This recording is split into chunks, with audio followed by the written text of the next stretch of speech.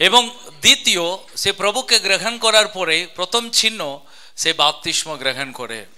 So বাপ্তিস্ম গ্রহণ করার পরে প্রভু তাকে তার পবিত্র আত্মাকে তিনি দেন। সেই আত্মাতে বাকি জীবনটা আমরা প্রভুর জন্য জীবন যাপন করতে পারি।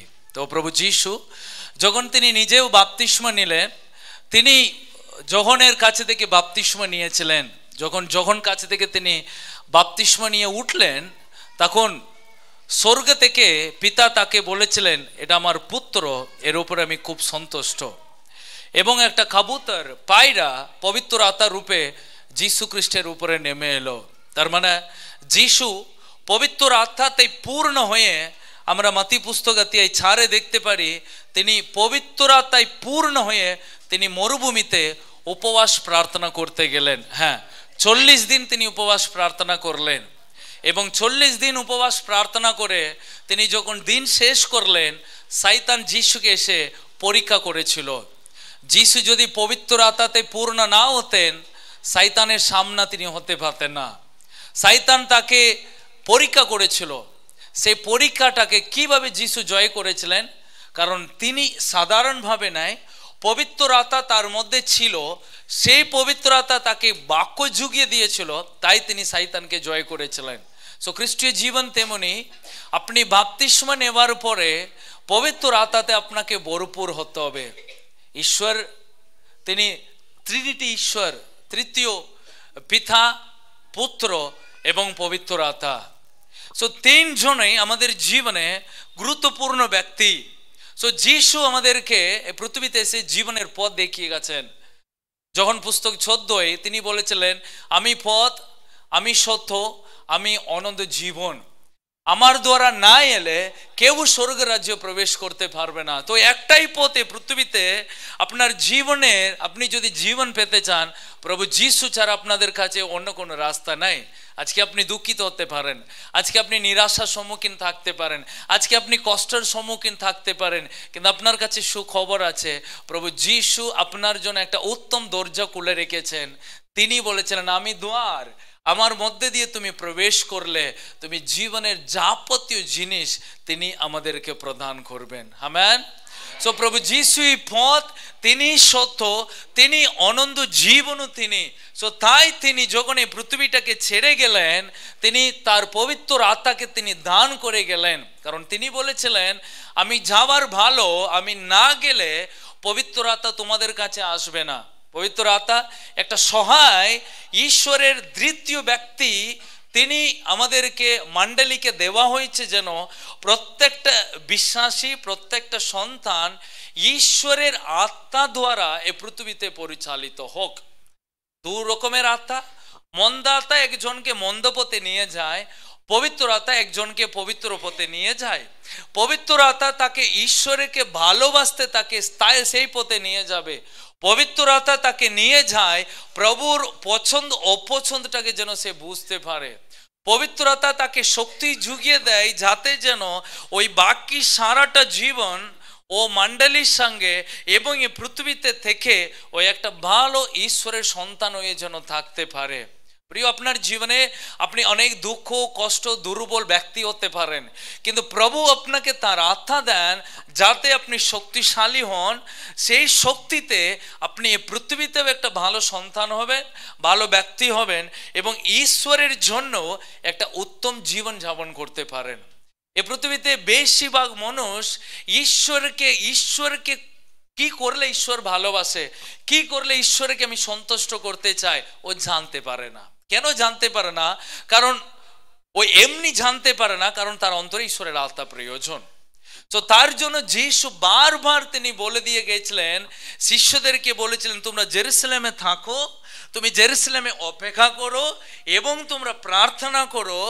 120টা ঈশ্বরের শিষ্যরা পেন্ডিঘাস্টে বলে একটা যুগুদিদের একটা বিশাল বড় একটা উৎসবের দিন, ওটা বিশাল বড় একটা মানে দেশের বিশাল বড় একটা উৎসবের সময় সব বিশ্বাসী একসঙ্গে মিলিত হয়েছে, সব মণ্ডলী লোক একসঙ্গে জেরুজালেমে উপস্থিত হয়েছে। সেই সময় ঈশ্বরের আত্মা সকল বিশ্বাসীদের উপরে নেমে এসেছে। তারা শক্তিশালী হলো, বিভিন্ন রকমের অন্য ভাষায় বলতে লাগলো এবং তারা প্রভু যীশু খ্রিস্টের সুসমাচারটাকে সমগ্র পৃথিবীর কাছে তারা ছড়িয়ে প্রচার করতে লাগলো। সো প্রিয়, আজকে বিশেষ দিন আমরা ঈশ্বরের আত্মাকে নিয়ে আমরা আলোচনা করব এবং ঈশ্বরের আত্মাকে আমরা লাভ করব এবং ঈশ্বরের জন্য একটা উত্তম জীবন যাপন আমাদেরকে করতে হবে। তো তাই আজকে আমি শুরু করব বিশেষ করে সাধু পৌল তিনি সেই সম্পর্কে তিনি কি বলেছেন। করিন্থীয় পুস্তক, তিনি করিন্থীয় মণ্ডলীকে সাধু পৌল তিনি কি বলেছেন।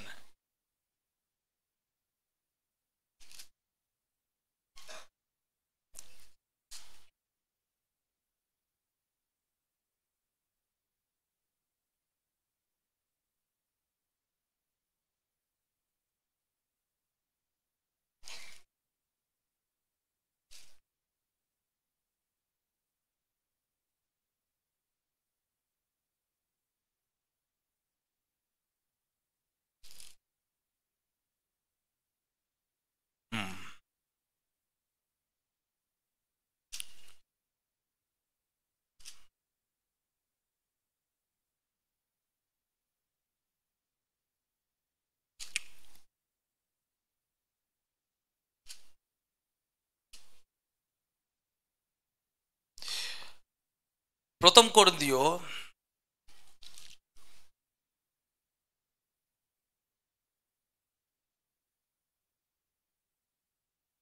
আর 12,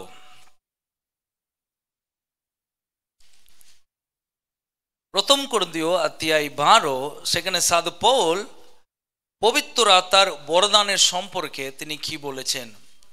এক পদ,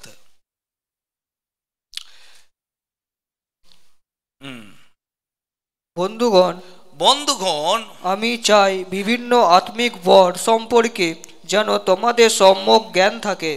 ওকে, তো বন্ধুগণ আমি চাই বিভিন্ন আত্মিক বর সম্পর্কে যেন তোমাদের সম্যক জ্ঞান থাকে। তো এখানে লেখা আছে সাধু পৌল বলছেন আমি চাইছি তোমরা যেন বিভিন্ন আত্মিক বর সম্পর্কে ঈশ্বরের একটা যথেষ্ট জ্ঞান যেন তোমরা পেতে পারো। প্রভু মণ্ডলীর জন্য অনেক কিছু দিয়েছেন, মণ্ডলীতে তিনি অনেক আশীর্বাদ তিনি দিয়ে রেখেছেন। আপনি সঙ্গে সঙ্গে ভাববে না প্রভু কি দিয়ে রেখেছে মণ্ডলীর জন্য, প্রভু কি জিনিস দিয়ে রেখেছে। একটা মণ্ডলীতে প্রভু তার সন্তানদের জন্য অনেক আত্মিক বরদান তিনি দিয়ে রেখেছেন, আধ্যাত্মিক বরদান তিনি রেখেছেন, যেগুলোকে আমরা বলি আত্মিক বরদান তিনি দিয়েছেন যেন আমাদের আধ্যাত্মিক জীবনে আমরা জীবন যাপন করতে পারি। তো যখন আমরা যীশু খ্রিস্টের কাছে আসি, যখন আমরা বাপ্তিস্ম নিই, সো তখন আমরা আমাদের পাপের জন্য মৃত্যুবরণ করি এবং আমরা নতুন জীবন লাভ করে উঠি। তো আমাদের একটা আধ্যাত্মিক জীবনে আমরা প্রবেশ করি যেখানে প্রভু সব কিছুকে নিয়ন্ত্রণে রাখে। আমাদের শরীরে তিনটা পার্ট, শরীর, মন এবং আত্মা। তো শরীর কিছু নাই, এটা ইউজলেস যদি প্রাণ ওখানে যদি না থাকে। এই শরীর দিয়ে আপনি কিছু করতে পারবেন না যদি এই শরীরটাকে চালাবার যদি প্রাণ যদি ভিতরে না থাকে, এই শরীরটাকে নিয়ে আপনি কোনো কিছু করতে পারবেন না। তো এবং আমাদের ভিতরে থাকার আত্মা, তো ঈশ্বর থাকেন আমাদের আত্মায়, তিনি আমাদের আত্মায় থাকেন। তিনি কোনো শরীরে তিনি থাকার ঈশ্বর নাই, তিনি মনে থাকে না, যেটা আমরা ভাবি, চিন্তা করি, কথা বলি, যেটা আমরা বলি, ঠিক করি, সিদ্ধান্ত নিই, এটা ভালো, এটা মন্দ, এটা প্রাণ। কিন্তু আত্মা যেখানে ঈশ্বরের বাসস্থান। মন্দিরে তিন ধরনের স্থান থাকে, নর্মাল যে কোনো মন্দিরে তিনটা স্থান থাকে, বাইরের স্থান এবং মাঝারি একটা স্থান এবং পবিত্র স্থান থাকে। এটা ঠিক একটা মানুষের তিনটা ভাগের সঙ্গে এটাকে তুলনা করা হয়েছে, শরীর, মন আর আত্মা। ঠিক প্রত্যেকটা মন্দিরে তিন ধরনের ভাগাভাগি জায়গা থাকে, যেখানে একটা জায়গায় লোকগুলো এসে ঈশ্বরের আরাধনা করার একটা জায়গা থাকবে যে কোনো সব মন্দিরে। আর একটা জায়গা থাকে সেখানে বলি দেওয়া হয়, যেখানে বলি দিয়ে ছাগল আর মুরগি বলি দেওয়ার একটা বেদি থাকে, ওটা বলি দেওয়ার জায়গা। আর একটা জায়গা থাকে সেখানে শুধু ঈশ্বরের রূপ থাকে, মূর্তি থাকে, সেখানে শুধু যাজক যায়। সো তিন ধরনের জায়গা প্রত্যেকটা মন্দিরে থাকে। কেন তিনটা জায়গায় মন্দিরে আছে? কারণ প্রভু মন্দির আজকে নাই, প্রভুর 1000 বছরের আগে প্রভু মসিকে তিনি বিধান আর নিয়ম নিয়েছেন কেমন করে মন্দির বানাতে হবে। সেটা তিন ধরনের স্থান তোমাকে রাখতে হবে। একটা জায়গা বাইরের স্থান, আরেকটা হচ্ছে মাঝারি স্থান, আরেকটা হচ্ছে মহাপবিত্র স্থান। তো মহাপবিত্র স্থান ওটা হচ্ছে ঈশ্বরের একটা বাসস্থান, তার মানে শরীর, মন, আত্মা।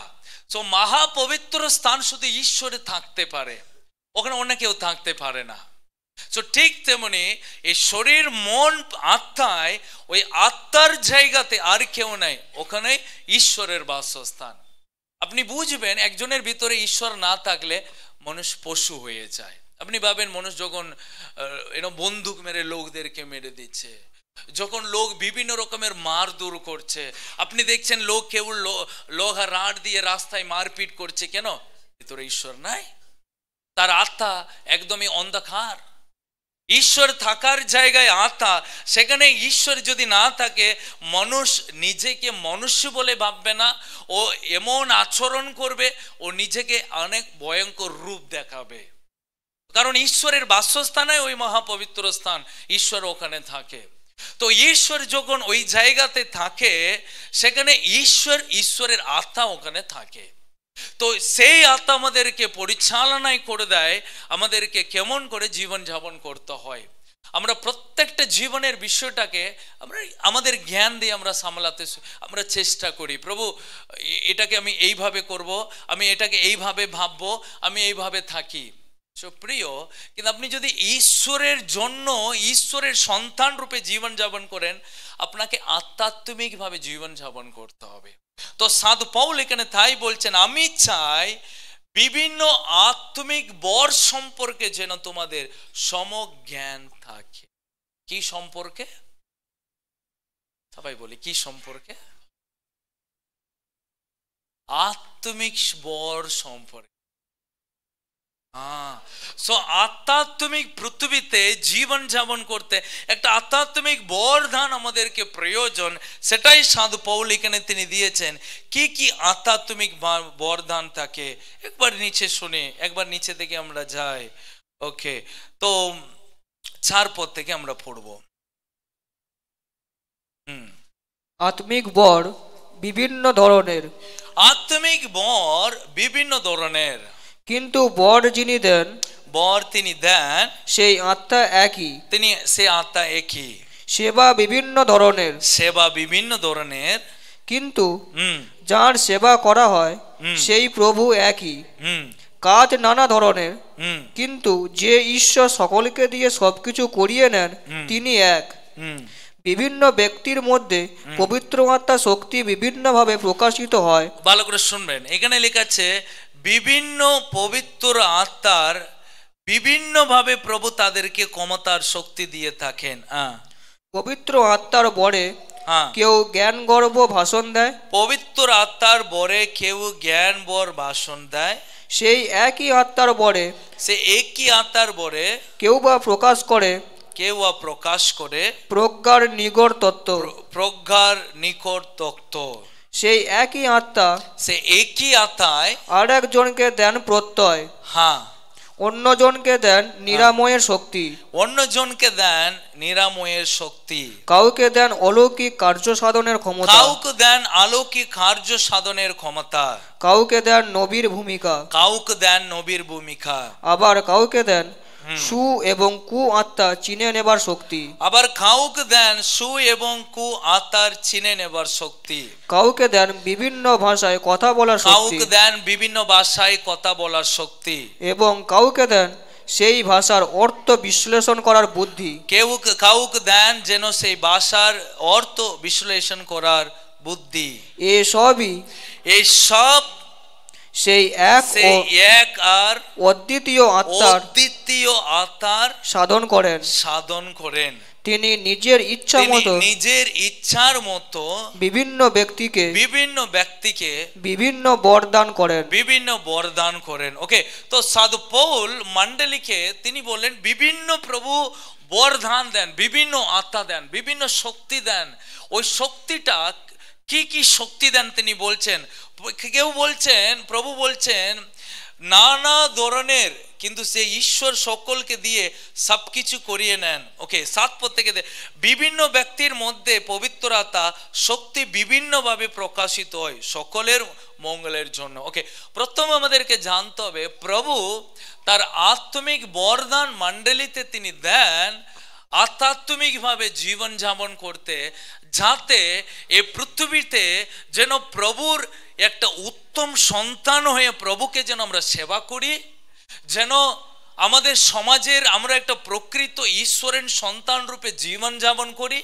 সেই উদ্দেশ্যে ঈশ্বর তার আত্মাকে আপনাদের উপরে তিনি দেন, অন্য কোনো কারণের জন্য তিনি দেন না। যাতে আপনি ম্যাজিক দেখাবেন, যাতে আপনি নিজেকে প্রকাশিত করবেন, আপনি কত বড় মহান তার জন্য নাই। আপনি যখন পড়াশোনা করেন, আপনার জীবনের জন্য পড়াশোনা করেন। আপনি যখন একটা চাকরি যান, আপনার জীবনের জন্য চাকরিটা পান। আপনি ভালো করে পড়াশোনা করবেন যাতে আপনি ভালো চাকরি পান। ওই চাকরি আপনার জন্যই, আপনি অন্য কারোর জন্য চাকরি পান না। আপনি আপনার জন্য ঘর কিনবেন, আপনার জন্য বাড়ি কিনবেন, আপনার জন্য বাইক কিনবেন, আপনার জন্য সোনা গয়না সব কিছু ওই চাকরির মধ্যে দিয়ে আপনি কিনবেন। তো ঠিক তেমনি ঈশ্বর বরদান দেন যাতে আপনার জন্য ব্যবহার হোক, যেন এই জগতের জন্য সেটা আপনার জন্য যেন ব্যবহার করতে পারেন। সো এখানে বিভিন্ন রকমের প্রভু বরদান দেন। 8 পদ থেকে তিনি বলছেন পবিত্র আত্মার ভরে কেউ জ্ঞান গর্ব ভাষণ দেয়। ঈশ্বরের জ্ঞান আর গর্ব ভাষণ দেয়। সেই একই আত্মার ভরে কেউ প্রকাশ করে প্রজ্ঞার নিকট দগ্ধ। প্রজ্ঞার বিষয় প্রভু তাদেরকে দেন। প্রভু যিশু প্রজ্ঞায় ভরপুর ছিলেন, শয়তানকে ঠিক উত্তর দিতে পারলেন। অনেক সময় শয়তানকে আমরা ঠিক উত্তর দিতে পারি না। প্রভু যিশু মানুষকে ঠিক উত্তর দিতে পারলেন, অনেক সময় আমরা মানুষকে ঠিক উত্তর দিতে পারি না। অনেক সময় সমস্যার সমাধান আমরা খুঁজে পাই না। কেন ফেসে যায়? একটা সমস্যা এলো আপনার জীবনে, আপনি ভাবছেন এখানে থেকে আমি বেরোবো, কিন্তু আপনার ঈশ্বরের জ্ঞান যদি না থাকে ওই সমস্যা থেকে বেরোতে পারবে না। ফর এক্সাম্পল, যিশুর কাছে 5000 লোক এলো, রুটি মাত্র 5টা আর 2টো মাছ। তো 5000 লোক, সমস্যার সমাধান কি? নতুন করে রুটি আনা যাবে না, নতুন ভাবে টাকা লাগবে কিনে আনতে, সেখানে আপনার জ্ঞান প্রয়োজন। প্রভু এটা কোথায় থেকে আসবে? সো প্রভু যিশু ঈশ্বরের জ্ঞানটাকে ওখানে প্রদান করেছিলেন, ব্যবহার করেছিলেন অলৌকিকভাবে। ওই 5টা রুটি 2টো মাছকে 5000 লোকদের খাবার নিয়ে এসেছিলেন। কেন? এটা জ্ঞান। অনেক সময় আমাদেরকে সামলাতে আমাদেরকে অনেক প্রজ্ঞান জ্ঞান আমাদের প্রয়োজন থাকে। মানুষ দেখবেন বেশি পৃথিবীতে বই পড়বে জ্ঞান আর অর্জন করার, কিন্তু আমি বলি জ্ঞান অর্জন করার একমাত্র রাস্তা, এই জগতের জ্ঞানের জন্য অনেক বই আছে, অনেক কিছু পড়বেন, কিন্তু ঈশ্বরের জ্ঞান লাভ করতে গেলে পবিত্র আত্মাতে ভরপুর হতে হবে। আমেন। সেই আত্মায় আপনাকে সে নিখুঁত দক্ষতা দেয়, গভীরভাবে ঈশ্বরের জ্ঞান আপনাকে প্রকাশিত করবে। কোনটা আপনার জীবনের জন্য উত্তম জিনিস, কিভাবে জীবনটাকে আপনাকে সাজিয়ে নিতে হবে, কিভাবে জীবনের সমস্যার সমাধান আপনাকে আনতে হবে, কিভাবে আনতে হবে। যিশুকে এমন সময় লোক গ্রেফতার করেছে আর যিশুকে ক্রুশে দেবে। আপনি ভাবেন ওখানে কি করবে? যিশু বলেছিলেন দেখো আমি যদি এখন যদি প্রার্থনা করি, প্রভু 1000 স্বর্গদূত পাঠাবে আমাকে রক্ষা করতে, কিন্তু প্রভুর ইচ্ছা তোমার হাতে প্রভু আমাকে সমর্পণ করছে। তাই আমি তোমার ইচ্ছাকে, প্রভুর ইচ্ছাকে, তোমার ইচ্ছাকে না, আমি প্রভুর ইচ্ছাকে পূরণ করছি। সো যিশুর জীবনে প্রত্যেকটা জায়গায় ঈশ্বরের জ্ঞান পরিপূর্ণ ছিল। হ্যাঁ, যিশু কত বছরে তিনি ঈশ্বরের সেবা করতেলেন? 30 বছরে, যখন তার বয়স 30। তো যিশু 30 বছর পর্যন্ত তিনি কি করতেন? জ্ঞান অনেক সময় আমাদের যদি না থাকে আমরা ভুলভাল কাজ করে ফেলি, আমরা ঠিক মতো কাজ করি না, আমরা আমাদের মতো কাজ করি। 30 বছরের মধ্যে কত লোক অসুস্থতে মরেছে, যিশু একদিনে কাউকে সুস্থ করে নিত? যিশু 30 বছর পর্যন্ত কত লোক, কত মেয়ে, কত পুরুষ, কত যুবক তার পাড়াতে মরে পড়ে গেছে, কিন্তু যিশু কোনোদিনও গিয়ে তাদেরকে পুনর্জীবিত করে নিত? কেন? সময় জন্য তিনি অপেক্ষা করেছিলেন। 30 বছরের পরেই আমার জীবনটাকে আমি শুরু করব, তার আগে আমি লাপালাপি করব না, তার আগে আমাকে প্রভু তাকে সেই জ্ঞান আর বুদ্ধি দিয়ে ভরপুর করেছিলেন। ছোট্টবেলা থেকে যিশু কেমন বড় হয়েছিলেন, লুক পুস্তক অধ্যায় 4 মনে হয়, প্রভু যিশু যখন তিনি বড় হয়েছিলেন, হ্যাঁ না অধ্যায় 2 আর লুক পুস্তক 2:40 পদ। হ্যাঁ, শিশু যিশু সেখানে বয়সে বেড়ে ওঠার সঙ্গে তিনি বয়সে বেড়ে ওঠার সঙ্গে সঙ্গে সবল হতে লাগলেন, তিনি সবল হতে লাগলেন এবং জ্ঞানেও পূর্ণ হয়ে উঠলেন। ঈশ্বরের অনুগ্রহ তাকে ঘিরে রইল। ঈশ্বরের অনুগ্রহ তাকে ঘিরে রইল। শুনবেন, প্রভু যিশু বয়সে বাড়তে বাড়তে বাড়তে তিনি জ্ঞানেও তিনি বাড়তে লাগলেন। ওকে, প্রভু কখনো তাকে বলেনি, হে যিশু তুমি এখনই যাও, ওখানে একটা লোক অসুস্থ আছে, তুমি গিয়ে প্রার্থনা করে দিয়ে এসো। না, ওয়েট করো, 30 বছরের পরে তুমি প্রভুর সেবা করবে, টাইম আসবে। সো টাইমের মধ্যেই প্রভু সব করবে। কি করে জানবেন কার জীবনে প্রভু কখন সময়ে কি করতে চলে এসেছেন? পবিত্র আত্মার জ্ঞান প্রজ্ঞা আমাদের প্রয়োজন থাকে। আমেন। সো প্রভু যিশু যেমন তেমনি তিনি বড় হয়নি, যা খুশি তাই করেনি, ঈশ্বরের জ্ঞানে তিনি দিনের পর দিনের বাড়তে লাগলেন। সো সাধু পৌল মণ্ডলীকে বলছেন, প্রভু খাউক দেন, অন্য তিনি দেন, তিনি নিকট ভক্ত প্রকাশ করার জন্য। 9 পদে লেখা আছে, সেই একই আত্মার দ্বারা একজনকে তিনি দিন প্রত্যয়, অন্যজনকে দেন নিরাময়ের শক্তি। পবিত্র আত্মার বরদান প্রভু আপনাকে দেন যাতে আপনি নিরাময় করতে পারেন, আপনি অন্য লোককে সুস্থ দিতে পারবেন। আমেন। প্রিয় প্রভু আপনার প্রার্থনায় তিনি অলৌকিক কাজ তিনি করতে পারেন। প্রভু ঈশ্বরের দাসের প্রার্থনা তিনি শুনে না, প্রভু মণ্ডলীতে তার আত্মাকে তিনি দিয়েছেন যেন আপনি প্রার্থনা করলেও লোক সুস্থতা পায়। কি করে সম্ভব? কারণ পবিত্র আত্মা এটা দেয়। তো তারপরে কি লিখেছে, কাউক দেন অলৌকিক কার্য সাধনের ক্ষমতা, কাউক দেন নবীর ভূমিকা, ভবিষ্যবাণী বলার কথা, আবার কাউক দেন সু এবং কু আত্মা ছিনে নেবার শক্তি। খুবই দরকার, কোনটা ভালো কোনটা নকল আপনাকে জানতে গেলে ঈশ্বরের আত্মা প্রয়োজন। কোনটা এখনকার সময়ে আপনাকে নকল যিশু আসল যিশুটাকেও চিনতে হবে। কোন যিশুকে? কোন যিশু? যিশুতেও আজকে নকল যিশু আছে, যিশুতেও আজকে নকল নবী আছে। তো আপনি কখনো ভাবেন না সব যিশু নাম করছে বলে সবাই যিশু, একই যিশু, একইভাবে আরাধনা করছে, মানে আপনি ভাবেন যিশু মানে যিশু যিশু যিশু না। এমন সময়, যিশুর সময় অনেক নকল ভাববাদী ছিল, নকল ঈশ্বরের দেবতার আরাধনা হতো। তো ওই জন্য যিশু বলছেন এখানে, তোমাদেরকে প্রভু এমন আত্মা দেন তাতে তোমরা কোনটা সঠিক আত্মা কোনটা খারাপ আত্মা সেই আত্মাটাকে চিনে নেওয়ার ক্ষমতা ঈশ্বরের আত্মা তিনি আমাদেরকে দেন। হ্যাঁ, তারপরে লিখেছে কাউক দেন বিভিন্ন ভাষায় কথা বলার শক্তি, কাউক দেন সেই ভাষার অর্থ বিশ্লেষণ করার বুদ্ধি। হ্যাঁ, কাউক দেন তিনি বিভিন্ন ভাষায় কথা বলার শক্তি, এটাই অন্য ভাষায়। প্রভু যখন পবিত্র আত্মা তিনি দেন, প্রভু আমাদেরকে অন্য ভাষা তিনি দেন। এটা প্রভু সবাইকে তিনি দেন। আমাদের মুখে প্রভু একটা ভাষা দেন, ঈশ্বরের আত্মাতে আমরা সেই ভাষাটা বলতে পারি, পবিত্র ভাষায়, পবিত্র আত্মায় এ ভাষা। এবং এখানে লেখা আছে প্রভু অন্য কাউকে দেন সেই ভাষার অর্থ বিশ্লেষণ করার বুদ্ধি।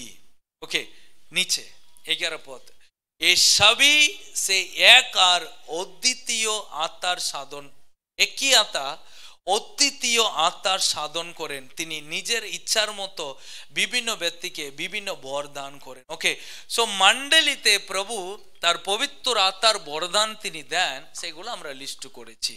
প্রভু আমাদেরকে বিভিন্ন রকমের বরদান তিনি দিতে চান, কিসের জন্য? আমাদের জীবনটাকে গড়ে তোলার জন্য। আমাদের জীবনটাকে আধ্যাত্মিকভাবে আমরা গড়ে তোলার জন্যই প্রভু আমাদেরকে আত্মিক বরদান দেন, অন্য কোনো উদ্দেশ্য নাই। প্রভুতে আপনি আসছেন, প্রভুকে আপনি ডাকছেন, প্রভুতে আপনি রয়েছেন, তাতে আপনার জীবন প্রভুতে যেন আরো বেড়ে আপনার জীবন যেন প্রভুতে গড়ে তুলতে পারে। আমি যদি জিজ্ঞাসা করি, দেখি কতজন চান স্বর্গে যেতে?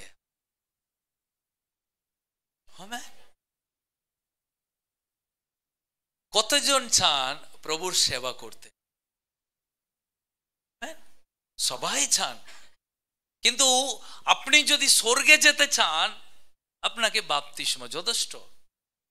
আপনি বাপ্তিস্ম নিলেই না আপনি স্বর্গে যেতে পারবেন, কারণ আপনি লাইসেন্স পেয়ে গেছেন, আপনি ক্ষমা পেয়ে গেছেন, আপনি প্রমাণ পেয়ে গেছেন যাতে আপনি প্রভুর সন্তান হয়ে গেছেন। কিন্তু আপনি যদি চান আমি প্রভুর সেবা করব, সেটা তো আপনার শক্তিতে হয় না। সেখানে আপনাকে লাগবে পবিত্র আত্মার শক্তি।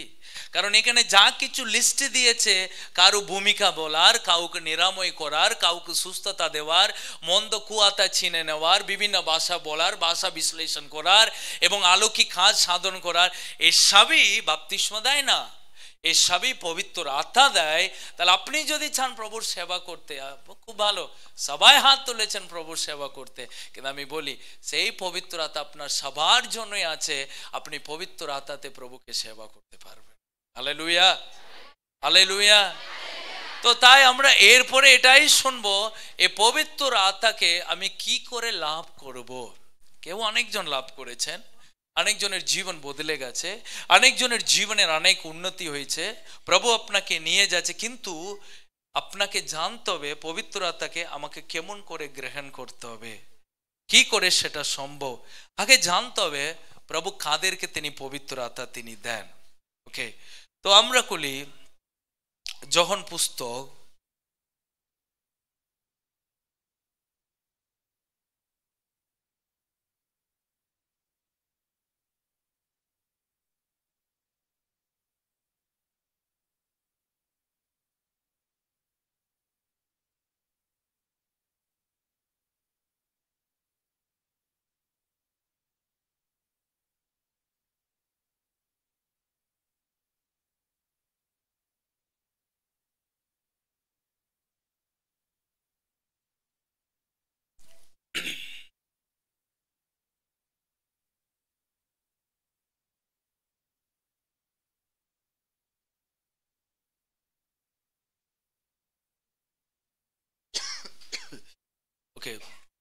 যোহনের পুস্তক অধ্যায় 7:37।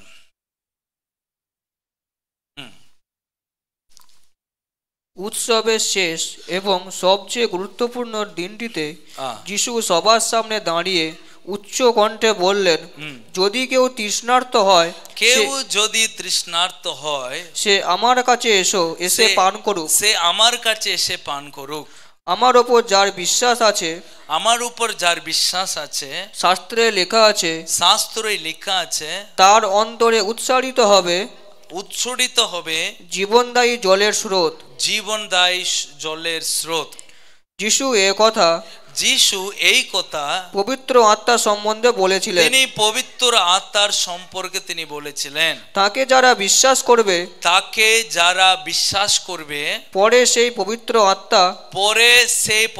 আত্মা তারা লাভ করবে। ওকে, তো এখানে প্রভু যিশু বলেছিলেন কি প্রয়োজন পবিত্র আত্মাকে পেতে গেলে, সো কি থাকলে পবিত্র আত্মাকে আপনি পাবেন। এখানে লেখা আছে, যে কেউ তৃষ্ণার্ত হোক, ক্ষুধার্ত হলে আমার কাছে এসো, আমি তোমাদেরকে জীবনের জল দেব। ওকে, প্রথম প্রয়োজন, প্রথম দরকার, আপনার মধ্যে একটা খিদে থাকতে হবে, আপনার মধ্যে একটা ইচ্ছা থাকতে হবে। আমি আপনাকে মিষ্টি দোকানে নিয়ে যাব, আমি আপনাকে বলবো দেখো সব মিষ্টি আছে, রসগোল্লা থেকে শুরু করে, ল্যাংচা থেকে শুরু করে সমস্ত ধরনের মিষ্টি আছে, আপনি সব মিষ্টি খেতে পারেন। কিন্তু আপনি যদি বলেন আমার খিদে নাই, আমি খাবো না, তো আপনার খিদে থাকলে আপনি মিষ্টিটা খাবেন। আপনি খিদে যদি না থাকে, আপনি তার মূল্যটাই আপনি বুঝতে পারবেন না। সো ঠিক তেমনি পবিত্র আত্মার কথা এখানে লেখা আছে, যদি তুমি ক্ষুধার্ত হতে হবে, তুমি তৃষ্ণার্ত হতে হবে, তাহলে প্রভু তোমাকে দেবে। অনেক সময় আমাদের ইন্টারেস্ট থাকে না, আমাদের ইচ্ছাই থাকে না প্রার্থনা করতে। ক্ষুধার্ত থাকলে, একটা ইচ্ছা থাকলে আপনাকে কেউ বলতে হবে না এই ছালো মন্ডলী, এই ছালো প্রার্থনা, এই ছালো উপোস প্রার্থনা। আপনার ওই ক্ষুধার্ত হৃদয় আপনাকে টেনে প্রভুর জায়গাতে বসাবে। হ্যাঁ, আপনার অন্তরে যদি তৃষ্ণার্ত থাকে, আপনাকে কেউ বলতে হবে না যে জলটা খাও, আপনি ইচ্ছাকৃত করে জল খাবেন। আপনি দেখবেন মাঠে সারাদিন খাটুন, মাঠে সারাদিন কাজ করবেন, মানে 1 ঘন্টা 2 ঘন্টা যদি জল না খান, আপনাকে মনে হবে মানে 10 লিটার জল একবারে খায়। তো ঠিক তেমনি তো প্রভুর কাছে অপরিমাণ প্রভু তার শক্তিকে রেখেছে, কিন্তু আপনি কতটা নিয়ে এসেছেন? আজকে অনেকজন এখানে এসেছেন, অনেকজন বিশ্বাসী এসেছেন, কার কাছে মানি ব্যাগ আছে, কার কাছে মানি ব্যাগ নাই, কার কাছে ব্যাংক বই আছে, কার কাছে ব্যাংক বই নাই। তো কেউ এসেছেন ছোট গ্লাস নিয়ে এসেছেন, আজকে প্রভু আমাকে গ্লাসের মধ্যে ভরে দিলে যথেষ্ট। আজকে এখানে কেউ এসেছেন খুব ক্ষুধার্ত হয়ে এসেছেন, প্রভু আমি বালতি নিয়ে এসেছি, আমাকে বালতি ভরে প্রভু আজকে আশীর্বাদ করো। আজকে কেউ এসেছেন 120 লিটার ড্রাম নিয়ে, প্রভু আমার ড্রাম ভর্তি আশীর্বাদ করো।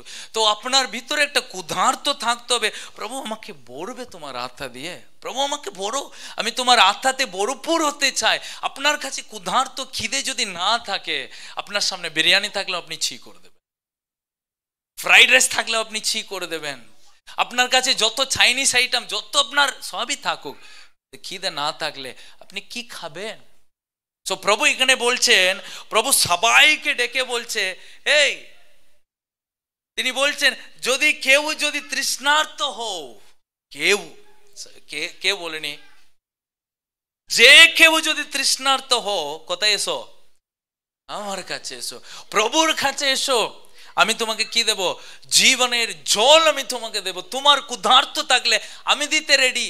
শুনুন, প্রভু আপনাকে দিতে রেডি, কিন্তু আপনি কি নিতে রেডি? নেওয়ার দেওয়ার। প্রভু যখন ক্রুশে মরলেন, তিনি 2টা হাতটাকে বাড়িয়ে মরলেন। কেন জানেন? প্রভু বলছেন আমি সব তোমার জন্য দিয়েছি, আমি তোমার জন্য একটাও বাকি রাখিনি, তোমার লাইফে যা কিছু প্রয়োজন আমি সব দিয়ে মরেছি। ওই জন্য যিশু এইভাবে ক্রুশে মরলেন। তো এখন আপনি এইটুকু গ্লাস নিয়ে যান, 80 ml কাপ, প্রভু আমাকে এইটুকু ভরে দাও। জি, আপনি আজকে গ্লাস নিয়ে এসেছেন এখানে, বা বালতি নিয়ে এসেছেন, না ড্রাম নিয়ে এসেছেন আপনি জানেন, কিন্তু আপনি যেটা নিয়ে এসেছেন প্রভু সেটাই ভরবে। কিন্তু আপনি গ্লাস নিয়ে এসে ড্রাম জিনিস চাইলে প্রভু ভরবে। আপনি নিয়ে এসেছেন 80 ml কাপ, 80 ml এর ইচ্ছা আপনার কাছে আছে, কিন্তু আপনি চাইছেন প্রভু আমি আগে জানতাম না, জানলে ড্রাম নিয়ে আসতাম, নিয়ে এলেই ভরবো। 80 ml এর ইচ্ছা মানে 80 ml ইচ্ছাটা আমি পূর্ণ করব। আমেন। তো ওর জন্য আপনি যদি দেখবেন কোন বিশ্বাসী জীবনের পথে ওখানে আছে, কোন বিশ্বাসী ওখানে থেকে লাফিয়ে জীবনে অনেক উপরেও এগিয়েছে। হ্যাঁ, যিশু বলেছিলেন যে প্রথম সে শেষ হবে, যে শেষ ও প্রথম হবে। সো আপনার ক্ষুধার্ত যখন প্রভুর কাছে খুব থাকবে, প্রভু আপনাকে ভরবে। সো নাম্বার 1 জিনিস প্রয়োজন, আপনার অন্তর একটা ক্ষুধার্ত জিনিসটাকে থাকবে, খিদে থাকতে হবে অন্তরে। খিদে না থাকলে হবে না। এলিসা বলে একজন ছিল, তার গুরুকে প্রভু তুলে নিয়েছিল আকাশে, রাজা বলি পুস্তকে আছে। প্রভুকে ও তার গুরুকে ছাড়ছো না, এলিয়াকে ছাড়ছে না, যেখানে এলিয়া যাচ্ছে সেখানে এলিসাও চলে যাচ্ছে। এলিয়া জিজ্ঞাসা করছো প্রভু আমাকে তুলে নেবে, তুমি কি চাইছো? আমি আপনাকে ছাড়বো না, বলো তুমি কি চাও? প্রভু আমাকে তুলে নেবার আগে তুমি কি চাও? বলছে আমি চাইছি আপনার মধ্যে থাকার ঐশ্বরিক শক্তি আমাকে 2 গুণ লাগবে। ওকে, আমি দিয়ে দিচ্ছি। যদি প্রভু আমাকে তুলে নেবে, তখন যদি তুমি আমাকে দেখতে পারলে আমার শক্তি আমি তোমাকে দেব। শুনবে, এলিসা ঈশ্বরের আত্মাকে গ্রহণ করতে তিনি ইচ্ছা, কিন্তু কন্ডিশন একটাই শর্ত, যখন ঈশ্বরের দাসকে প্রভু তুলে নেবে, ওই তুলে নেওয়ার সময় তার দাসকে তাকে দেখতে হবে, ওইটাই শর্ত। যদি তুমি আমাকে দেখতে পাও, আমি তোমাকে তার আত্মা দেব, তার 2 গুণ শক্তি দেব। এলিসার অন্য কোনো ইন্টারেস্ট নাই, প্রভুর আত্মাকে পাওয়ার ইন্টারেস্ট, প্রভুর শক্তিকে পাওয়ার ইন্টারেস্ট। চেয়েও ফেলেছে, এলিয়া বলেছে আমি দেবই, কিন্তু তুমি আমাকে দেখতে হবে প্রভু কখন নেবে। তো এলিসার এখন কনসেন্ট্রেশন কি জানেন, উদ্দেশ্য কি জানেন, লক্ষ্য কি জানেন? আমি এলিয়ার দিকে তাকাবো, এলিয়া কখন উপরে উঠবে। এলিয়া বলছে আমি বেতেলে যাচ্ছি, এলিসা তুমি এখানে থাকো। এলিসা বলছে না আমি বেতেলে যাব। বাইবেল পড়বেন আপনার ভালো লাগে। বলছে বলছে আমি জেরিগো যাচ্ছি, না আমিও আপনাকে ছাড়বো না, আমিও জেরিগো যাব। কেন আমার পিছনে পিছনে ঘুরছো? কারণ আপনি বলেছেন তো যখন ঈশ্বর আপনাকে তুলে নেবে, আপনাকে দেখলে ঈশ্বর আমাকে দুগুণ শক্তি দেবে, আমার আর কিছু লাগবে না, আপনার শক্তি আমাকে। প্রিয়, এটাই একটা ক্ষুধার্ত হৃদয়। এলিসা অন্য কোনো লক্ষ্য নেই, প্রভু কখন এলিয়াকে তুলে নেবে, আমি এলিয়ার দিকে লক্ষ্য করে থাকবো, এলিয়া যে কোনো সময় প্রভু তুলে নেবে। প্রভু বলেনি ক মিনিটে ক সেকেন্ডে আমি তুলে নেব, কিন্তু যে কোনো সময় প্রভু তুলবে ওই মুহূর্তেই থাকাতে হবে। তো এলিসা অন্য কোনোর দিকে নাই, কোনো ডিভিয়েট করেনি, এদিকে এদিকে নাই, প্রভু যখন তুলবে আমি তখন দেখবো। বাইবেলটা পড়বেন ভালো লাগবে। এলিয়াকে প্রভু তুললো, এলিসা দেখলো, প্রভু দুগুণ থাকে ঈশ্বরের শক্তি তিনি দিয়েছিলেন। এলিয়ার চেয়েও এলিসা প্রভুর জন্য অনেক মহিমার কাজ করেছেন। প্রভু যিশু এটাও বাইবেলে বলেছে, যে আমাকে বিশ্বাস করবে সে আমার চেয়ে বড় আলোকী কাজ করবে। সেটা সম্ভব নাই যিশু যেটা করেছেন। যিশু অনেক কিছু করেছেন, কিন্তু যিশু 3.5 বছরে করেছেন, 3.5 বছরে তিনি করেছেন। কিন্তু আমরা 30 বছর প্রভুর জন্য বেঁচে থাকছি, কিন্তু যিশু যেটা 3.5 বছর করেছে সেটা 30 বছর বেঁচেও আমরা করতে পারি না। আর না, তিনি 3.5 বছরে যেটা করলেন, আপনি 60 বছর প্রভুর জন্য জীবন যাপন করেও ওই 3.5 বছর যিশু যেটা করেছেন আমরা করতে পারিনি। কেন? ওই জন্য যিশু বারবার বলেছেন তুমি আমার কাছে এসো, আমি তোমাকে জীবনের জল দেব। কি জীবনের জল? ওটাই আমাদেরকে শুনতে হবে, কারণ যিশু ওটাই বলতে চাইলেন। নিচে কি লেখা আছে? 39 পদ কি লেখা আছে? 39 পদ। হ্যাঁ, তিনি এই কথা পবিত্র আত্মার সম্পর্কে তিনি বলেছিলেন। কিসের? যে ক্ষুধার্ত, যে তৃষিত, যদি ক্ষুধার্ত তৃষিত হও আমি তোমাকে আমার আত্মাকে দেব, অপরিমাণ রূপে তোমাকে আমি আত্মা দেব। সেই আত্মা তোমার অন্তরে থাকলে তোমার মধ্যে জীবনের জল সারিত হবে। ঈশ্বরের আত্মা আমাদের অন্তরে থাকলে আমাদের অন্তরে ঈশ্বরের জল উৎসারিত হবে। ঝর্ণা যখন বড় বড় কুয়ো কাটা হয়, কুয়োতে কি করে জল আসে? নিচে থেকে জল, মাটি থেকে পাথর থেকে বেরিয়ে আসে। জল কখনো শুকিয়ে যায়? ঈশ্বরের আত্মা যার জীবনে থাকে তার জীবনে ঈশ্বরের কাজটাও ঠিক গরমই থাকবে, সে কোনোদিনও শুকিয়ে যায় না। এ পৃথিবীতে বাকি সব শুকিয়ে যাবে, যে টাকার পিছনে তার জীবন শুকিয়ে যাবে, যে পৃথিবী দিনে যাবে সেওর জীবন শুকিয়ে যাবে, কিন্তু প্রভুর আত্মার পিছনে যে যায় তার জীবন কখনো শুকিয়ে যায় না, বরং তার জীবন থেকে জল উৎসারিত হয়ে থাকে। প্রভু তার জীবন অন্তরে থেকে জীবনের জল উৎসারিত করে থাকে। সে তার কথায়, তার মহিমাতে অনেক পরিবর্তন দিয়ে। প্রিয়, এটাই প্রভু দেন আমাদের। আমেন। তো যখন যখন আমি কিছু কিছু বিশ্বাসীর সঙ্গে কথা বলি, 5 মিনিট কথা বলি, আমি অনেক অনুপ্রাণিত হয়ে যাই। বাহ, কত বিশ্বাস গো তোমার, কত সুন্দর প্রার্থনা তোমার, কত সুন্দর বাইবেলটাকে বুঝেছ। একটা বিশ্বাসীর সঙ্গে 5 মিনিট কথা বললে আমার ভালো লাগছে, ওই বিশ্বাসের জীবনকে বদলে দিয়েছে প্রভু। তার সঙ্গে যদি আমি 5 মিনিট কাটাই, একটা সাধারণ বিশ্বাসীর সঙ্গে 5 মিনিট কথা বললে আমি অনুপ্রাণিত হয়ে যাচ্ছে যিশু তার জীবনে কি করেছে। তাহলে যিনি পরিবর্তন করেছেন তার সঙ্গে যদি আমি 5 ঘন্টা কাটাই, আমার জীবন কি না হতে পারে? কেন? তাই পবিত্র আত্মার শক্তি।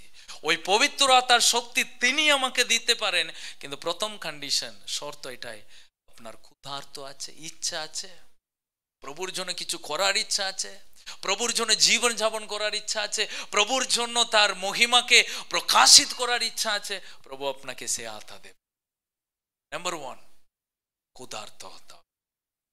যাই হোক না, আপনার প্রয়োজন নাই পাশের জন কি চাইছে, পাশের জন কি ইচ্ছা, না, আপনার ইচ্ছাটা এখানে ডিপেন্ড করে থাকে। প্রভু আপনি কি চাইছেন? যিশু শিষ্যদের মধ্যে হিংসা সবসময় থাকে।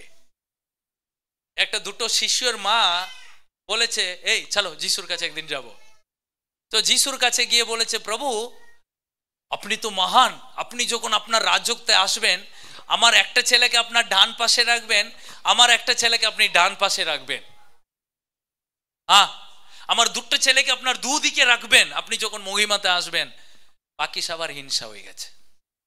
কেন?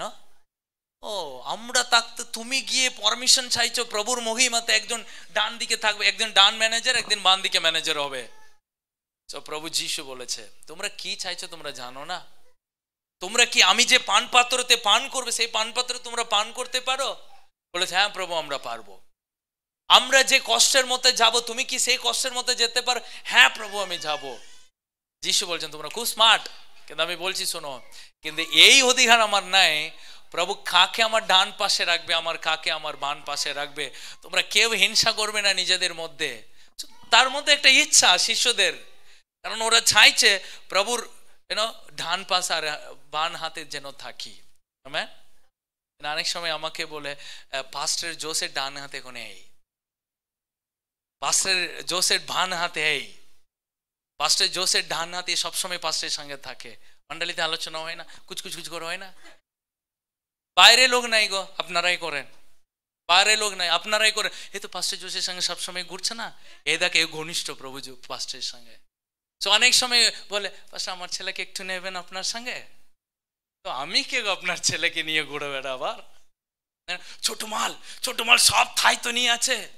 ও পাস্টারের ডান হাতে কোন ছোট মাল হয়ে গেছে, ও ছোট দাসে সবকিছু চেয়ারে বসাছে, গণেশদা নিচে বসেছে, তার মানে ও হচ্ছে বান হাতে কোন, ওই জন্য গণেশদা নিচে বসেছে। আপনারাই করেন, কিন্তু কে ডান পাশে থাকবে কে বাম পাশে থাকবে নির্ণয় করার ক্ষমতা আমার নাই। নির্ণয় করার ক্ষমতা কার? পবিত্র আত্মায়। সো পবিত্র আত্মা যাকে যে ক্ষমতা দিয়ে রেখেছে সেই দাঁড়াবে, সবাই কিন্তু সব জায়গায় দাঁড়াতে পারে না। তাহলে হিংসা কোথায় ছিল? শিশুদের মতো হিংসা ছিল। একটা মা এসে বলেছে আমার ছেলেকে আপনার ডান পাশে আপনার বাম পাশে রাখুন। প্রভু বলেছে আমি পারি না রে বাবা, ওটা আমার কাজ নাই। আমার শিষ্যদের মতো যার সে ক্ষুধার্ত আছে সে কিন্তু ওই জায়গাতে বসতে পারবে। সো এই কথাটা না পিতর শুনে নিয়েছে। পিতর বলেছে প্রভু সবাই ছেড়ে দিতে পারে কিন্তু আমি কখনো ছাড়বো না। প্রভু বলেছেন তুমিও কম নাই বাবা, তুমি 3 বার অস্বীকার করবে, যাও। না কারণ ও ভালো ছেলে হতে চাইলো, পিতর একটু ভালো ছেলে হতে চাইলো। প্রভু আমি একটু আপনাকে একটু সন্তুষ্ট করার মতো কাজটা করে নিলে অবশ্যই ডান পাশটা আমারই হবে, আমি বসবো। কিন্তু প্রভু তো জানে, প্রভু মন জানে। আপনি প্রভুর সেবা করুন, প্রভুতে থাকুন, কিন্তু প্রভু আপনার মনের ইচ্ছাটাকে দেখে প্রভু আপনাকে প্রভু কাজ দেন। আমেন। প্রভু আপনার ক্ষুধার্তকে দেখেই প্রভু আপনাকে বলে দেন। কিন্তু প্রভু পিতরকে বললেন, পিতর ভেরি গুড, তুমি খুব স্মার্ট, তুমি আমার ডান পাশ হতে চাইছো, কিন্তু আমি বলি তুমি মূর্খ ডাকার আগে 3 বার আমাকে অস্বীকার করবে। কিন্তু পিতর বলল হ্যাঁ একদমই না, আমি কখনো পারবো না। প্রিয়, কখনো আমরা বলতে পারি না আমি ভালো জীবন যাপন করে দেখাবো, যদি পবিত্র আত্মা আপনাকে সাহায্য না করে আপনি ভীতু, ভয়, দুর্বল, আপনি অবিশ্বাসী। কিন্তু পবিত্র আত্মা থাকলে আপনি শক্তিশালী, আপনি ভয় করবে না, আপনি চিন্তা করবে না, আপনি আটকে থাকবে না, আপনি পিছিয়ে যাবে না, আপনার ভিতরে সাহস থাকবে, আপনার ভিতরে একটা শক্তি থাকবে। যেই বলুক যা বলুক মণ্ডলীতে এসে বসে থাকবেন, যে বলুক না বলুক আপনি উপবাস প্রার্থনা করবেন, যে বলুক না বলুক কিন্তু আপনি প্রভুর কাজ করবেন। কেন জানেন? আপনার ভিতরে থাকার ঈশ্বরের আত্মা আপনাকে প্রতিদিন অনুপ্রাণিত করে আপনাকে চালায়। সে ওই জন্যই সাধু পাউল বলছে আমি চাইলেও না চাইলেও ঈশ্বরের আত্মা আমাকে বসতে দেয় না। তো ঈশ্বরের আত্মার পাওয়ার মূল প্রয়োজন আপনার জীবনে ওই ক্ষুধার্ত, আপনার কাছে একটা আকুল হৃদয় আপনার কাছে থাকতে হবে। প্রিয়, বাস এখন এটা সময় আপনার ভিতরে ওই আকুল হৃদয়টা আসুক। প্রভু প্রভু আমাকে দাও, প্রভু তুমি ছাড়া আমি কোথায় যাব। আন্না একটা প্রার্থনা করেছে না সামুয়েলের পুস্তকে, প্রভু তুমি আমাকে সন্তান দাও, আমি তোমাকে ছাড়বো না। অনেক সময় আমরা অত জোর করি না প্রভুকে, অত জোর করি না। আমরা বলি প্রভুর ইচ্ছা হোক না, প্রভুর ইচ্ছা থাকলে থাকবে, না থাকবে থাকবে, ওইটা নাই। আপনি প্রভুর চরণটাকে এরকমই দৌড়ে না 50-50 নাই, হতেই হবে। এটা হতেই হবে, আমার লাইফে এটা হতেই হবে, এটা তোমাকে করতেই হবে। হ্যাঁ, প্রভুর কাছে চাইবার কোনো ভুল নাই, প্রভুর কাছে গিয়ে বলতে হবে প্রভু এটা আমার লাইফের জন্য এটা হোক, কারণ আপনি বলছেন আপনার হৃদয় ক্ষুধার্ত, তাই আপনি চাইছেন। আমেন। আমার আমার আমার আমার আমার সঙ্গে অনেক ছেলে মেয়ে ছিল যখন আমরা চেন্নাইতে বড় হয়েছিলাম, কিন্তু প্রভু আমাকে দিয়েছিলেন হিন্দি ভাষা শিখতে হবে, হিন্দি ক্লাস যেতে হবে। আমি যখন হিন্দি ক্লাসে ভর্তি হয়েছিলাম চেন্নাইতে, একটা সংস্কৃত স্যারের কাছে গিয়ে হিন্দি ভর্তি হয়েছিলাম। হিন্দি ক্লাসে যখন গিয়ে বসেছি প্রথম দিন, মনে হচ্ছিল আমি অন্য পৃথিবীতে বসে আছি, আমি কিছু বুঝতে পারছি না। তো আমি যখন প্রথম দিন ক্লাস করে এসেছি, এসে প্রভুকে বলেছি প্রভু আমার চার্চে অনেক ছেলে মেয়ে আছে, কিন্তু কার ওই ইচ্ছা নাই হিন্দি শিখার, আমার কেন ইচ্ছা হিন্দি শিখার, হিন্দি শিখে হিন্দি ক্লাসে প্রথম ক্লাসেও আমি কিছু বুঝতে পারছি না, তবু আমার ইচ্ছা তারপরের দিন আমি হিন্দি ক্লাসে শিখবো। আমার সঙ্গে অনেক ছেলে মেয়েগুলো ছিল, সবাই আমাকে বললো জোস অত কষ্ট করে হিন্দি শিখতে হবে না, তামিল ভাষায় প্রচার করো না। কিন্তু আমার মন বলছে না, প্রভু আমাদেরকে অন্য ল্যাঙ্গুয়েজে প্রভুর সেবা করতে বলছে, ওই জন্য আমি হিন্দি শিখতে যাব। যদি আজকে দেখি আমার লাইফে আমি যত প্রচার করেছি, আমি নিজের মাতৃভাষায় অত প্রচার করিনি। যত প্রচার করেছি, যত কথা বলেছি, যত কাউন্সিলিং করেছি, যত গান গেয়েছি, সমস্ত কিছু আমার মাতৃভাষা অত করিনি যত অন্য ভাষায় করেছি আমি। কেন, কি করে সম্ভব? কারণ প্রভু আমাকে ওই হৃদয়টা দিয়েছেন, তোমাকে আমি এটা শিখবো মানে শিখবই, প্রভুর জন্য এটা করবো মানে করবো, এর হৃদয় আমি পাইনি, প্রভু আমাকে দিয়েছিলেন। সুপ্রিয়, নাম্বার 1 ক্ষুধার্ত তৃষ্ণার্ত হৃদয়। নাম্বার 2 আপনি গ্রহণ করতে, কি করতে হবে? সেই অবিশ্বাস করলে হবে না। ঈশ্বরের আত্মা আপনার জন্য যখন দেওয়া হয়েছে, প্রভু আপনি সেটাকে গ্রহণ করতে হবে। এটা ঈশ্বরের আত্মা, এটা কোনো রূপ নাই যেটাকে আপনি দেখতে পারবেন। ওকে, তো এখানে লেখা আছে প্রেরিতের পুস্তক অধ্যায় 2, সবচেয়ে ইম্পর্টেন্ট পুস্তক প্রেরিতের অধ্যায় 1 থেকে আমরা পড়বো 1-4 পদ। প্রেরিত পুস্তক 1-4 পদ। কি বলেছেন? তিনি তাদের সঙ্গে থাকাকালে তাদের আদেশ দিয়ে বলেছিলেন, জেরুসালেম পরিত্যাগ করে যেও না, আমার পিতার প্রতিশ্রুতি যে দানের কথা তোমাদের বলেছি তার জন্য অপেক্ষা করো। বাপ্তিস্মদাতা যোহন জলে বাপ্তিস্ম দিতেন, কিন্তু কিছুদিনের মধ্যে তোমরা পবিত্র আত্মায় বাপ্তিস্ম লাভ করবে। ওকে, আর 5 পদটা পড়ো সুমন্ত। বাপ্তিস্মদাতা যোহন জলে বাপ্তিস্ম দিতেন, কিন্তু কিছুদিনের মধ্যে তোমরা পবিত্র আত্মায় বাপ্তিস্ম লাভ করবে।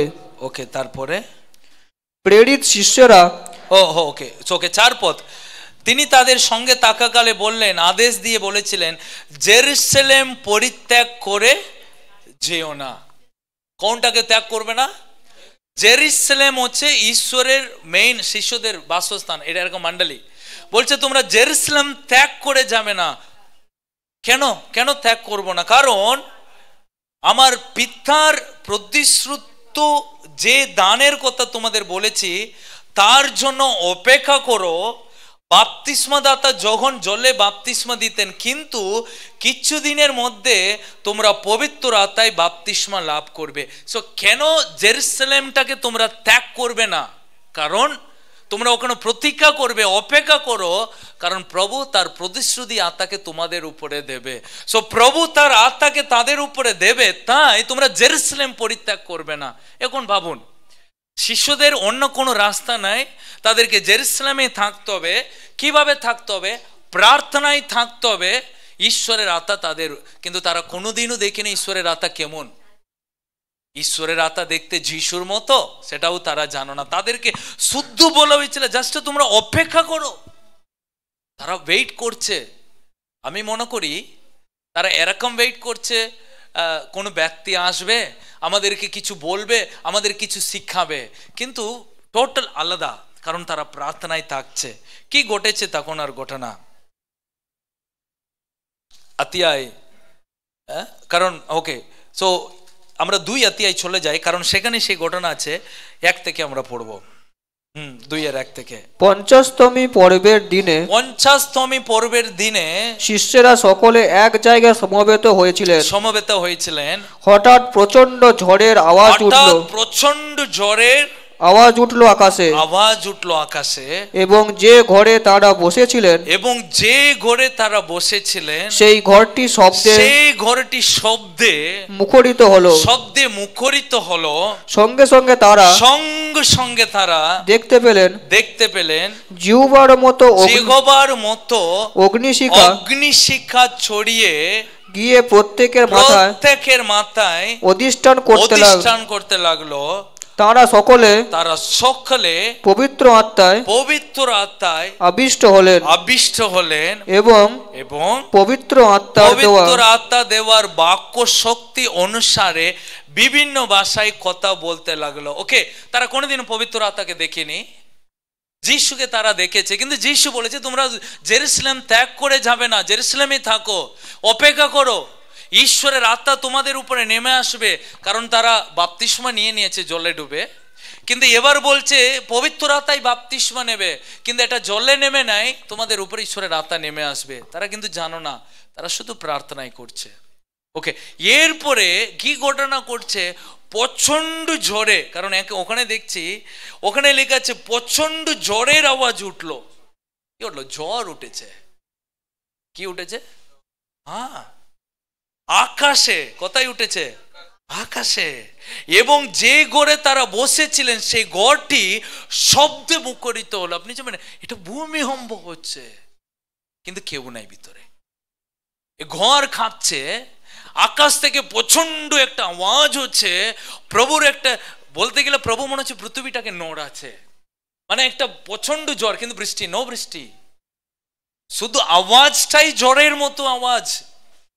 মানে এত জোর আওয়াজ, ঘরটা কেঁপে উঠছে, ওখানে কেউ বসতে পারছে না। সেই পরিস্থিতি, মানে যিনি লিখেছেন উনি আসলে এটাকে বর্ণনা করছেন, আসলে উনি কিভাবে লিখবো বুঝতে পারেনি, বাইবেলটা ওইভাবে তিনি বর্ণনা করে লিখেছে। পবিত্রতা কেমন করে এসেছে, একটা ঝড় উঠেছিল, গোটা ঘর কাঁপছিল, প্রচুর আওয়াজ হচ্ছিল। সঙ্গে সঙ্গে তারা দেখতে পেল জিহ্বার মতো অগ্নিশিখা ছড়িয়ে গিয়ে প্রত্যেকের মাথায় অধিষ্ঠান করতে লাগলো। তারা সকলে পবিত্র আত্মায় আবিষ্ট হলেন এবং পবিত্র আত্মায় দেওয়ার বাক্য শক্তি অনুসারে বিভিন্ন ভাষায় কথা বলতে লাগলো। ওকে, সো এখন প্রভু তার একটা জিহ্বার, জিভ, এনা আমাদের টাং থাকে না, ওরকম একটা ছোট অংশের অগ্নিশিখা, ছোট ছোট একটা আগুনের মতো একটা জিনিস তার সকলের উপরে নামছে। তার মানে একটা গরম, একটা আগুন। যদি বলতে গেলে লুক যিনি লিখেছেন এই বইটাকে, অবশ্য উনি উপভোগ করেছেন স্পিরিটটাকে, পবিত্র আত্মাকে উনি পেয়েছেন। উনি বলছেন এটা কেমন ছিল, আমার একটা আগুন মনে হচ্ছে আমার মাথা দিয়ে নামছে, একটা আগুন এটা মনে হচ্ছে আমার শরীর দিয়ে নামছে। যখন নামছে আমার জিভ দিয়ে আমি বিভিন্ন রকমের ভাষায় কথা বলতে লাগছি। একটা অনুভূতি, উনি এক্সপিরিয়েন্সটাকে এখানে শেয়ার করছেন। প্রভু আপনাকে সেই অনুভূতিটাই দেবে, সেই একটা এক্সপিরিয়েন্সটাই প্রভু দেবে যদি আপনি ক্ষুধার্ত হন, আপনি যদি তৃষিত হন। এটা কোনো, আপনি ভাবেন কেন পাশের জন অত জোরে লাফাচ্ছে, কেন পাশের জন বিনা কারণে কাঁদছে, আপনি ভাবেন তার মনে কিছু দুঃখ আছে, ও কাঁদছে। না না, পবিত্র আত্মা এলে এমনি চোখে জল আসবে। ওটা আপনাকে ইন্ডেকশন, আপনার কোনো উদ্দেশ্য থাকতে হবে না কাঁদতে হবে, আপনার কোনো কারণ থাকতে হবে না, আপনি নিজেই কাঁদবেন। কেন জানেন? পবিত্র আত্মার শক্তিতে আপনার কাঁদতে ইচ্ছা হবে প্রভুর চরণে। তো কেউ দেখবেন পাশে ও বিভিন্ন ভাষায়, অন্য ভাষায় কথা বলে, আপনি ভাবেন ও মাতালামি করছে, পাগালামি করছে, ও ভুল ভাল বকছে। না না, প্রভু তার জীবটাকে স্পর্শ করেছে। আপনি জানেন জীবনের সবচেয়ে খতরনাক অংশ কোনটা? জীবনে আগুন জ্বালিয়ে দেবে, মৃত্যুর পথে নিয়ে চলতে পারবে। তার জন্য প্রভু তার পবিত্র আত্মা দিয়ে প্রথম কোনটাকে স্পর্শ করেছেন জানেন? কারণ একটা মানুষের প্রথম জায়গায় এটাকে স্পর্শ করতে হবে, কারণ সব কিছু এখানে থেকে বেরিয়ে আসে।